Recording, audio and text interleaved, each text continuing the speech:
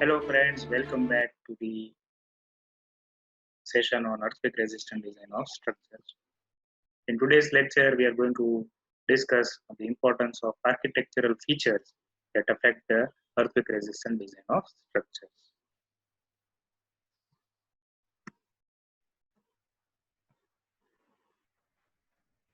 The behavior of a building during earthquake depends critically on its overall shape, size, and geometry, in addition to how the earthquake forces are carried to the ground.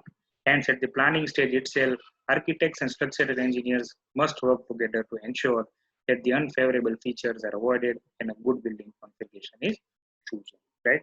So, it is very important that the shape, size, and geometry of the structure is being thoroughly discussed with the client, the architect, and the structural engineers before finalization of the plan, and then the further working of the project should be done. Right? As one of the engineers has quoted that a good product can only be improved upon if it is having sound characteristics at the very beginning.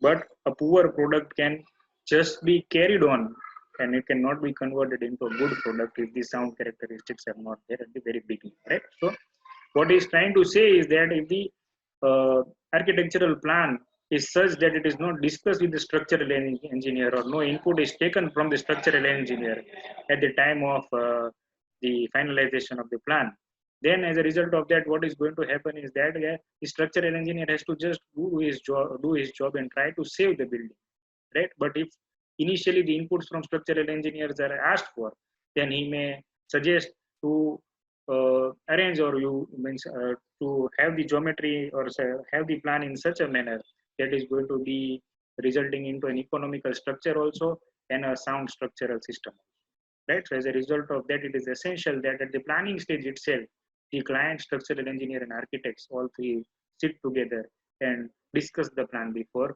reaching to a conclusion. Architectural features include means we are going to talk about the architectural features that are going to affect the performance of a building structurally. So there are four features which a structure engineer should keep in mind. The first is the size of the building. Second is the horizontal layout of the building. Third is the vertical layout of the building. And fourth is the adjacency of the building. So these four features we are going to discuss in this particular video. First is the size of the building. In tall buildings with large height to base size ratio, the horizontal movement of the floor during the ground shaking is very large. In short but very long buildings, the damaging effects during earthquake shakings are many. In buildings with large plan area like warehouses, the horizontal seismic force can be excessive to be carried by columns and the wall. Better understand these particular three statements. Here we take the example that is shown in terms of figures. So three figures are shown. The first figure is that the base is very small, but the height of the building is too large, right? Second, the base is too large, but the width is too less, right? And the third case is that the base is too large and the width is also very large. So if you talk about the first case, then what is going to happen is that it is going to be that the base is very small and the height is very huge.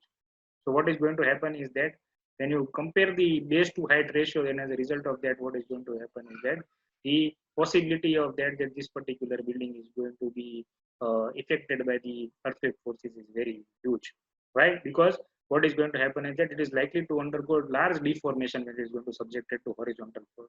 Because what is going to happen is that the number of frames, structural frames are going to be less. And when the structural frames are going to be less, then what is going to happen is that the columns that are going to be there, then these columns have to take very excessive force, and then they'll try to carry excessive force. Then the economic of the project will also be not be maintained, and at the same time, greater deformation will also be observed. Second case is that the building is too long. When the building is too long, then also excessive seismic forces are likely to be generated, right? And what is going to happen is that the structurally building is going to be sound in one direction, whether it is going to, and then in the other direction it is going to be weak. Why it is going to be weak? Because you don't have the possibility of placing other structural elements in the other direction. As you can see in the figure number B, the building is having good amount of length in the x direction, but very less amount of length or very less amount of width in the z direction. Right? So as a result of that, what is going to happen is that the building is going to be weak in z direction. Why? Because the number of columns that you are going to provide are going to be less. So these frames in the z direction will have to carry huge amount of loads. And the third is the x and z direction, both the plan dimensions are grade of higher side. Then also, then what is going to happen is that the overall seismic weight of the building is going to be too much. Why? Because the seismic weight is comprising of the dead load plus 0.25 live load characteristics. The dead load is going to be 100%, right? So the more the mass of the building, the more the seismic weight of the building, right? So when you have these large plan areas, and if you don't divide these plan areas into small parts, then what is going to happen is that the dead weight of the structure is going to be used, and due to the dead weight of the structure, the seismic weight of the building is also going to be on the higher side. Now coming to the horizontal layout of the building. In general, the buildings with simple geometry in the plan have performed well during the strong earthquakes. But buildings with re-entrant corners, those having U, V, H, and plus shape in buildings have sustained significant damage. Many times, the bad effect of these interior corners in the plan of the buildings are avoided by making buildings into two parts. For example, an L-shaped plan can be broken up into two rectangular plans by providing an expansion joint or suppression joint. Right. So in order to understand this particular point, let us take the example of this figure that I shown. Here, four types of buildings are shown. First is a simple plan, right, which is structurally good because it is going to be having an appropriate size. Enough number of frames are going to be available in both the directions, and as a result of that, a sound structural system can be adopted. Right.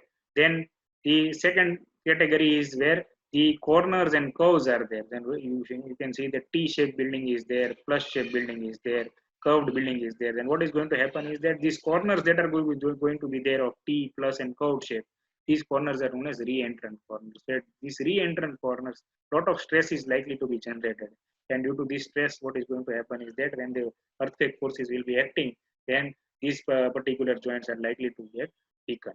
Right. So in order to solve this issue, code is suggesting that whenever you have the buildings of plus shape, T shape, or L shape, it is better to provide a vertical or a horizontal expansion joint and separate these buildings into symmetrical shapes, right? Because this plus shape and T shapes buildings are going to create re-entrant corners. So in order to eliminate the re-entrant corners, you provide the expansion joint at such a place where the building is divided into one or more parts, and they are converted into symmetric shapes. That is also an important word to be kept in mind, right? So that is what the figure is telling. Then we talk about vertical layout of the building. So just like in case of horizontal buildings, we want that the symmetry should be there. Similarly, in case of vertical layout of the building, the symmetry is also expected. As you can see here in the figure that is shown on your screen. Then three types of figures are shown. The first case is the setbacks, where the setbacks are shown in the vertical. That is, for from ground to first story, the plant dimension is of a certain size. Then after the first floor, the plant dimension is reducing. As a result of that, a setback is generated. Then the second figure is where what is going to happen is that on the ground story and the front story, the stiffness is the same. But from the second story onwards, half the building is cut, so the stiffness is going to get reduced. In the third case, what is happening is that the plant dimension in the top floor is increasing, which is also a big concern. So what is going to happen in all these three cases when setbacks are going to be there, then there is going to be a sudden change in the stiffness of the building. And when this sudden change in the stiffness of the building is there, then as a result of that, the stresses are likely to get introduced into the building, and they are likely to cause problems. Right? So such setback should also be avoided. Then the second category for vertical layout of the building is the weak story or the soft story, as can be seen in the figure, where the soft story can be seen where, for example, we can take the example of parking plus 5 building scheme, right? So where on the ground floor you have parkings, then in case of parkings, what you see that peripheral masonry walls or the infill walls are not provided. So what is going to happen is that the stiffness at the ground floor is less as compared to the stiffness of the above story. As a result of that, what is going to be soft story or weak story is generated, and as a result of that, the problem is going to be there in case of earthquake. So in order to solve that problem, it is better that even at the ground floor where the parking is there, then certain infill walls should be provided. Then another example is that if the building is placed on a slopy ground, right? In case it is placed on a sloping ground, then also the issue is there. Why? Because the stiffness of all the columns, as you can see, the height is different. Since the height is different, then what is going to happen is that stiffness of all the frames are going to be different. And if these frames are going to be different, then they are going to carry their force according to their stiffness, and as a result of that, uneven distribution of earthquake forces. Then another example that is given, another example that is given, that is example for the, what you can say, the stub columns that are introduced into the building. That is, you can see that the columns are not there at the ground floor, but from the first floor onward, the columns are there. So as a result of that, what is going to happen is that there is again massive change in the stiffness from the first floor. As a result of that, the lateral stiffness is going to change at the ground floor and the first floor, and as a result of that, the uneven stresses are generated in the building. Right? So these are all different cases of vertical layout of the building. So these kind of layout should be avoided, and a structural frame and structural planning should be done in such a manner that a symmetric system is available throughout the height of the building. And last and the most important part or the most critical part is the adjacency of the building. That is, when you have to construct a new building adjacent to an existing building. When two buildings are too close to each other, they may pound on each other during strong storm, right? Because how they are going to pound? Because horizontal movement of the building is going to take place. So if one building is going to go in one direction and the second building also goes in the same direction, then the possibility is that the two buildings will collide with each other. With the increase in building height, this collision can be a greater problem. When building heights do not match, the roof of the shorter building may pound at mid height of the columns of the taller one. This can be very dangerous, right? So, in order to understand this phenomena, this figure is shown. So, what is shown here is that one building on the left side is having less height, more height, and the building on the right side is having more height. So, as a result of that, what can be seen here is that the pounding effect is likely to take place. So this pounding effect can also create damage to the buildings, right? So these are all different aspects. So how this problem of pounding effect can be avoided by keeping appropriate gap between the two buildings, and this gap can be suggested by a structural engineer depending upon the maximum lateral displacement of the two buildings, right? So if that calculation is done beforehand and the concern of the structural engineer is taken, then this pounding effect can also be avoided. So these four architectural features are very important in design of the structural in the structural design of a building, which cannot be ignored, and this should be discussed before the plan is finalized in order to have a sound and economic structure. Thank you for watching the video.